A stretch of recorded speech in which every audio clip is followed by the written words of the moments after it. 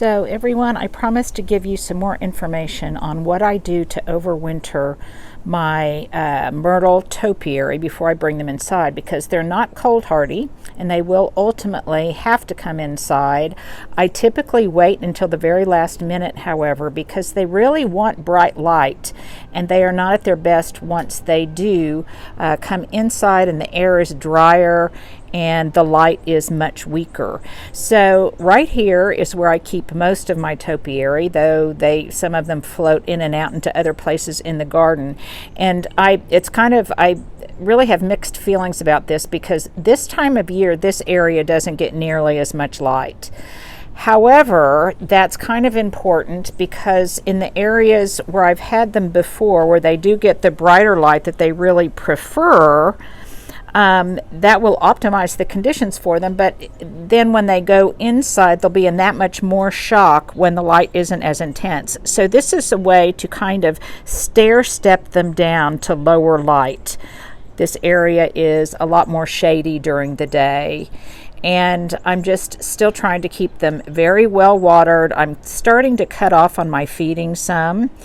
And the other thing that I'm doing, as I've told you many times, the nemesis of topiary is when they dry out. And they have a tendency to do that, in particular when they're in pots that are very small. And while we like that look from a scale standpoint, quite often you will see a topiary that has a large head but is in a small pot.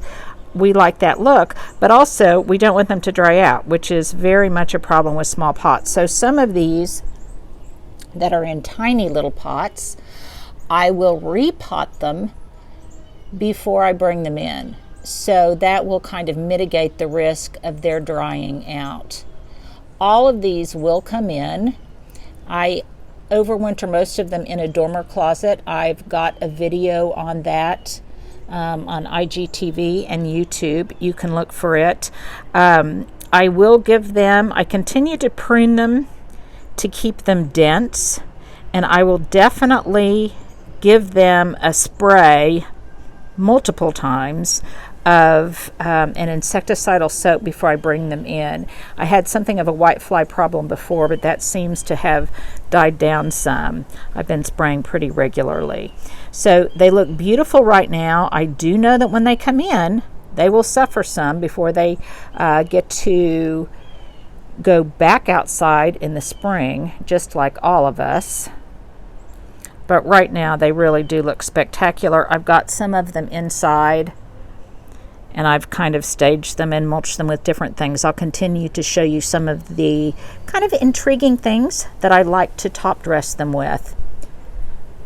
And I'll also, because even though I've showed it many times before, I will also do swipe ups to what I use my favorite things to prune them with. But I love this little stand of Myrtle Topiaries. They make me happy every time I look at them, and I hope this care video on bringing your topiaries inside is helpful to you as well.